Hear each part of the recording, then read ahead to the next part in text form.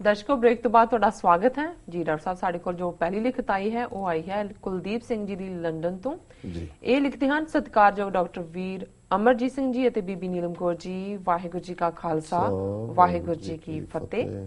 ਸਭ ਤੋਂ ਪਹਿਲਾਂ ਮੈਂ ਆਪ ਜੀ ਅਤੇ ਟੀਵੀ 84 ਦੀ ਚੜ੍ਹਦੀ ਕਲਾ ਲਈ ਅਕਾਲ ਪੁਰਖ ਅੱਗੇ ਅਰਦਾਸ ਕਰਦਾ ਹਾਂ।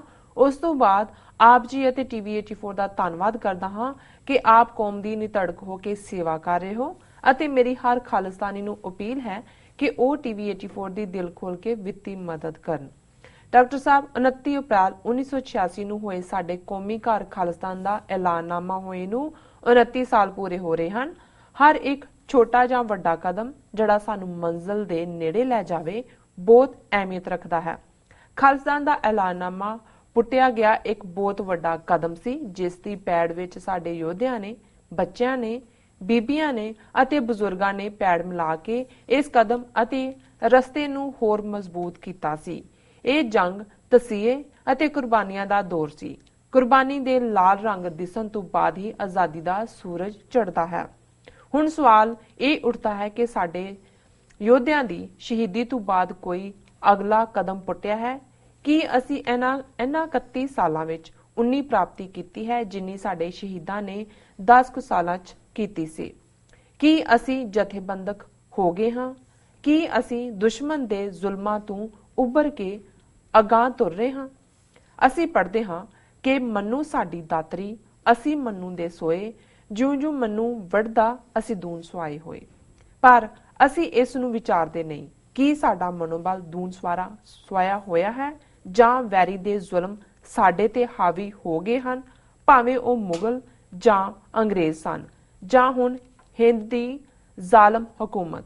ਇਹਨਾਂ ਸਾਰਿਆਂ ਦਾ ਇੱਕੋ ਮਕਸਦ ਸੀ ਅਤੇ ਹੈ ਕਿ ਪੰਜਾਬ ਦੇ ਸਿੱਖਾਂ ਉੱਪਰ ਦਿਨ ਦਿਹਾੜੇ ਇੰਨਾ ਜ਼ੁਲਮ ਕਰੋ ਕਿ ਇੱਕ ਜਣੇ ਤੇ ਜ਼ੁਲਮ ਹੋਵੇ ਤੇ ਹਜ਼ਾਰਾਂ ਨੂੰ ਸਬਕ ਮਿਲੇ ਅਤੇ ਇਹ ਆਜ਼ਾਦੀ ਵਾਸਤੇ ਨਾ ਉੱਠਣ। ਖਾਲਸਾ ਜ਼ੁਲਮ ਦਾ ਬਦਲਾ ਜ਼ਰੂਰ ਲੈਂਦਾ ਹੈ। ਇਹ ਜ਼ੁਲਮ ਕਰਨ ਵਾਲੇ ਨਾ ਭੁੱਲਣ ਕਿ ਇਹਨਾਂ ਨੂੰ ਵਕਤ ਆਉਣ ਤੇ ਖਾਲਸਾ ਜੀ ਸੌਦਾ ਲਾਉਣਗੇ। ਜੇਕਰ ਇੱਕ ਫੌਜੀ ਜੰਗ ਲੜਦੇ ਵੇਲੇ ਦੁਸ਼ਮਣ ਹੱਥ ਆ ਜਾਵੇ ਅਤੇ ਰਿਹਾ ਹੋਣ ਤੇ ਦੁਸ਼ਮਣ ਦੇ ਜ਼ੁਲਮਾਂ ਦੀ ਦਾਸਤਾਨ ਸੁਣਾਈ ਜਾਵੇ ਤਾਂ ਉਸ ਨੂੰ ਕੌਣ ਫੌਜੀ ਕਹੇਗਾ? ਕੀ ਉਸ ਦੀ ਇਹ ਕੁਰਲਾਹਟ ਦੂਸਰਿਆਂ ਫੌਜੀਆਂ ਦਾ ਮਨੋਬਲ ਨਹੀਂ ਤੋੜੂਗੀ? ਇਸੇ ਤਰ੍ਹਾਂ ਸਾਡੇ ਧਰਮੀ ਫੌਜੀ ਅਤੇ ਜਿਨ੍ਹਾਂ ਸ਼ਹੀਦ ਪਰਿਵਾਰਾਂ ਨੇ ਸੰਘਰਸ਼ ਵਿੱਚ ਹਿੱਸਾ ਪਾਇਆ ਹੈ ਉਹ ਇਹ ਕਹਿਣ ਕਿ ਸਾਡੀ ਕੌਮ ਨੇ ਸਾਡੇ ਲਈ ਕੁਝ ਨਹੀਂ ਕੀਤਾ। ਕੌਮ ਦਾ ਮਨੋਬਲ ਨਾ ਤੋੜਨ। ਮਤਾ ਕੋਈ ਸੋਚੇ ਕਿ ਉਹ ਕੌਮ ਤੇ ਅਹਿਸਾਨ ਕਰ ਰਿਹਾ ਹੈ।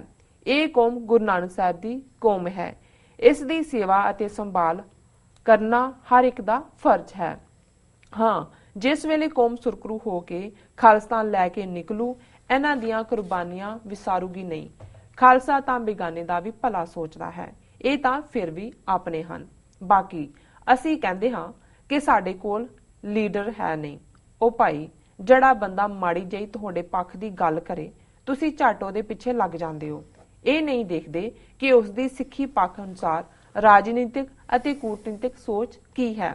ਭਾਵੇਂ ਮਾਸਟਰ ਤਾਰਾ ਸਿੰਘ ਹੋਵੇ, ਫਤਿਹ ਸਿੰਘ ਹੋਵੇ, ਬਾਦਲ ਹੋਵੇ ਜਾਂ ਹੋਰ ਇਹੋ ਜਿਹੇ ਜੁੱਤੀ ਚੱਟ। ਲੋਕਾਂ ਦੀ ਸੋਚ ਵੇਖੋ। ਇਹਨਾਂ ਨੂੰ ਲੱਗਦਾ ਸੀ ਕਿ ਭਾਈ ਗੁਰਬਖਸ਼ ਸਿੰਘ ਹੁਣ ਇਹਨਾਂ ਨੂੰ ਆਜ਼ਾਦੀ ਨਾਲ ਲੱਗਦੀ ਦਵਾ ਹੀ ਦਿਓ। ਬਾਕੀ ਸਿਆਣੇ ਲੀਡਰ ਹਰ ਇੱਕ ਸ਼ਹਿਰ ਅਤੇ ਮੁਲਕ ਵਿੱਚ ਹੋਣੇ ਚਾਹੀਦੇ ਹਨ ਜਿਹੜੇ ਮਿਲ ਕੇ ਇੱਕ ਵੱਡਾ ਸਹੀ ਫੈਸਲਾ ਲੈ ਸਕਣ। ਡਾਕਟਰ ਸਾਹਿਬ ਤੁਹਾਡੇ ਵਰਗੇ ਇਮਾਨਦਾਰ ਅਤੇ ਕੌਮਪ੍ਰਸਤ ਲੀਡਰ ਹੋਰ ਵੀ ਹੋਣੇ ਚਾਹੀਦੇ ਹਨ। ਚੰਗੇ ਕੂਟਨੀਤਿਕ ਸੋਚ ਵਾਲੇ ਨੀਤੀਵਾਨ ਜੱਜ ਵਕੀਲ ਅਗਵਾਈ ਕਰਨ ਲਈ ਚਾਹੀਦੇ ਹਨ, ਨਾ ਕਿ ਅਨਪੜ੍ਹ ਲੋਕ। ਹਾਂ, ਕੌਮਪ੍ਰਸਤ ਨੂੰ ਹੋਣਾ ਚਾਹੀਦਾ ਹੈ ਭਾਵੇਂ ਉਹ ਅਨਪੜ੍ਹ ਹੋਵੇ ਜਾਂ ਪੜ੍ਹਿਆ ਲਿਖਿਆ। ਭੁੱਲ ਚੁੱਕ ਮਾਫ। ਵਾਹਿਗੁਰੂ ਜੀ ਕਾ ਖਾਲਸਾ ਵਾਹਿਗੁਰੂ ਜੀ ਕੀ ਫਤਿਹ। ਆਓ ਜੋਸ਼ ਅਤੇ ਹੋਸ਼ ਨਾਲ ਰਲ ਕੇ ਕਹੀਏ ਖਾਲਿਸਤਾਨ ਜ਼ਿੰਦਾਬਾਦ, ਖਾਲਿਸਤਾਨ ਜ਼ਿੰਦਾਬਾਦ, ਖਾਲਿਸਤਾਨ ਜ਼ਿੰਦਾਬਾਦ। ਖਾਲਿਸਤਾਨ ਜ਼ਿੰਦਾਬਾਦ, ਜ਼ਿੰਦਾਬਾਦ, ਜ਼ਿੰਦਾਬਾਦ, ਜ਼ਿੰਦਾਬਾਦ, ਜ਼ਿੰਦਾਬਾਦ, ਜ਼ਿੰਦਾਬਾਦ ਜੀ। ਵੀਰ ਕੁਲਦੀਪ ਸਿੰਘ ਜੀ ਦਾ ਬਹੁਤ ਬਹੁਤ ਸ਼ੁਕਰੀਆ। ਉਹਨਾਂ ਨੇ ਸਾਨੂੰ ਯੂਕੇ ਤੋਂ ਲਿਖਿਆ। ਉਹਨਾਂ ਦੀ ਲਿਖਤ ਆਪਣੇ ਆਪ 'ਚ ਹੀ ਇੰਨੀ ਮੁਕੰਮਲ ਹੁੰਦੀ ਹੈ ਕਿ ਮੈਨੂੰ ਲੱਗਦਾ ਹੁੰਦਾ ਹੈ ਕਿ ਬਸ ਉੱਥੇ ਹੀ ਛੱਡਦੇ ਹਾਂ, ਕਿਉਂਕਿ ਉਹਨਾਂ ਨੇ ਗੱਲਾਂ ਸਾਰੀਆਂ ਕਹਿ ਦਿੱਤੀਆਂ ਨੇ ਜੀ। ਪਰ ਫਿਰ ਵੀ ਅਸੀਂ ਵੀ ਆਪਣੀ ਆਦਤ ਤੋਂ ਮਜਬੂਰ ਹਾਂ, ਜੇ ਕੁਛ ਨਾ ਕਹੀਏ ਸੋ ਉਹਨਾਂ ਨੇ 29 ਸਾਲ ਤੇ 29 ਅਪ੍ਰੈਲ ਖਾਲਿਸਤਾਨ ਦਾ ਐਲਾਨਨਾਮਾ, ਇਸ ਦੀ ਬੈਕਗਰਾਉਂਡ ਔਰ ਜੁਝਾਰੂਆਂ ਨੂੰ, ਉਹਨਾਂ ਸ਼ਹੀਦਾਂ ਨੂੰ ਜਿਨ੍ਹਾਂ ਨੇ ਆਪਣਾ ਲਾਲ ਰੰਗ ਖੂਨ ਦਾ ਕੁਰਬਾਨੀ ਔਰ ਲਾਲ ਇਹ ਟੁਗੈਦਰ ਹੁੰਦੇ ਨੇ। ਔਰ ਸ਼ਾਇਦ ਅਧਿਆਤਮ ਦੀ ਦੁਨੀਆ 'ਚ ਵੀ ਜਦੋਂ ਅਸੀਂ ਗੁਰਬਾਣੀ ਦੇ ਹਵਾਲੇ ਨਾਲ ਲਾਲ ਰੰਗ ਤਿਨਕੋ ਲੱਗਾ, ਜੀ ਉਹਨਾਂ ਨੂੰ ਹੀ ਲਾਲ ਰੰਗ ਲੱਗਦਾ ਜਿਹੜੇ ਵੱਡੇ ਭਾਗਾਂ ਵਾਲੇ ਹੁੰਦੇ ਨੇ, ਕਿਉਂਕਿ ਇਹ ਲਾਲ ਰੰਗ ਅਧਿਆਤਮ ਦਾ ਵੀ ਹੈ। ਜਦੋਂ ਨਿਰੰਕਾਰ ਦੇ ਨਾਲ ਅਸੀਂ ਇਕਮਿਕਤਾ ਹੁੰਦੇ ਹਾਂ ਤੇ ਫਿਰ ਗੁਰਬਾਣੀ ਦੇ ਬਹੁਤ ਸਾਰੇ ਸ਼ਬਦ ਨੇ ਕਿ ਵੀ ਜਿਹਦੇ 'ਚ ਇੱਕ ਸਹੇਲੀ ਦੂਸਰੇ ਨੂੰ, ਆਤਮਾ ਦੂਸਰੇ ਨੂੰ ਪੁੱਛਦੀ ਹੈ ਵੀ ਤੇਰਾ ਰੰਗ ਅੱਜ ਲਾਲ ਗੁਲਾਲ ਹੈ, ਅੱਜ ਤੇਰੇ ਤੇ ਬੜਾ ਰੂਪ ਚੜਿਆ ਨਹੀਂ ਕਿ ਭਈ ਇਹ ਤੈਨੂੰ, ਇਹ ਤੇਰੀ ਲਾਲੀ ਕਿੱਥੋਂ ਆਈ ਹੈ। ਸੋ ਅਸੀਂ ਸਮਝਦੇ ਹਾਂ ਵੀ ਇਹ ਜਿਹੜਾ ਸਤਿਗੁਰ ਨੂੰ ਪ੍ਰਵਾਨ ਹੁੰਦਾ ਜਾਂ ਹੋਣ ਵਾਲੀਆਂ ਰੂਹਾਂ ਹੁੰਦੀਆਂ ਨੇ, ਉਹਨਾਂ ਦੇ ਕੁਝ ਹੋਰ ਹੀ ਜਿਹੜੇ ਨੇ ਉਹ ਲੱਛਣ ਹੁੰਦੇ ਨੇ, ਉਹਨਾਂ ਦਾ ਰੂਪ ਰੰਗ ਜਿਹੜਾ ਉਹ ਇੱਕ ਡਿਫਰੈਂਟ ਹੁੰਦਾ।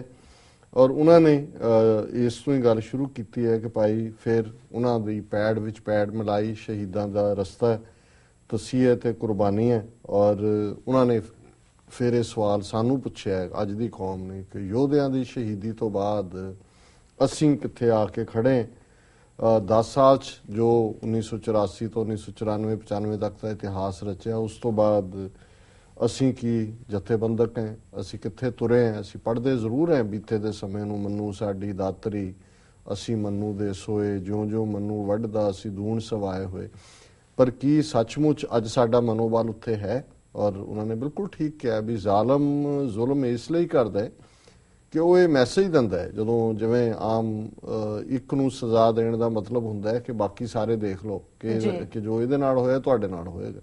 ਔਰ ਹਿਊਮਨ ਨੇਚਰ ਇਸ ਕਿਸਮ ਦੀ ਹੈ, ਬਹੁਤੇ ਅਸੀਂ ਉਸ ਡਰ ਨੂੰ ਕਬੂਲਦੇ ਹਾਂ। ਔਰ ਮੈਂ ਸਮਝਦਾ ਹਾਂ ਵੀ ਅੱਜ ਸਾਡਾ ਇੱਕ ਵੱਡਾ ਹਿੱਸਾ ਘੱਟੋ ਘੱਟ ਪੰਜਾਬ ਦੇ ਵਿੱਚ ਉਸ ਡਰ ਦੇ ਸਾਏ ਥੱਲੇ ਰਹਿ ਰਿਹਾ। ਉਹਨਾਂ ਨੂੰ ਖੁਦ ਨੂੰ ਵੀ ਨਹੀਂ ਪਤਾ ਕਿ ਉਹਨਾਂ ਦੇ ਬਹੁਤ ਸਾਰੇ ਐਕਸ਼ਨ ਡਰ ਦੇ ਵਿੱਚ ਨੇ। ਫੀਅਰ ਸਾਈਕੋਸਿਸ ਹੈ ਜਿਹੜਾ ਉਹਨਾਂ ਨੂੰ ਲੀਡ ਕਰ ਰਿਹਾ। ਔਰ ਦੂਸਰਾ ਜਿਹੜਾ ਉਹਨਾਂ ਫੌਜੀ, ਧਰਮੀ ਫੌਜੀ ਜਾਂ ਸ਼ਹੀਦਾਂ ਦੇ ਪਰਿਵਾਰ ਜਿਹੜੇ ਬਹੁਤ ਜ਼ਿਆਦਾ ਕਈ ਵਾਰ ਵੋਕਲ ਹੋ ਕੇ ਸ਼ਿਕਾਇਤ ਕਰਦੇ ਨੇ ਜੀ ਕੌਮ ਨੇ ਸਾਡਾ ਕੀ ਕੀਤਾ। ਮੈਂ ਸਮਝਦਾ ਵੀ ਦੇਖੋ ਇਹ ਠੀਕ ਹੈ ਵੀ ਸਾਡੇ ਫਰਜ਼ ਵੀ ਸਨ ਕੌਮ ਦੇ, ਕੁਝ ਹੱਦ ਤੱਕ ਕਈਆਂ ਨੇ ਯਤਨ ਵੀ ਕੀਤਾ, ਪਰ ਇੰਨਾ ਜ਼ਿਆਦਾ ਗਿਣਤੀ ਔਰ ਮੈਗਨੀਚਿਊਡ ਜਿਹੜਾ ਇੰਨਾ ਜ਼ਿਆਦਾ ਸੀ ਉਸ ਸਭ ਤੱਕ ਪਹੁੰਚ ਨਹੀਂ ਹੋ ਸਕੀ।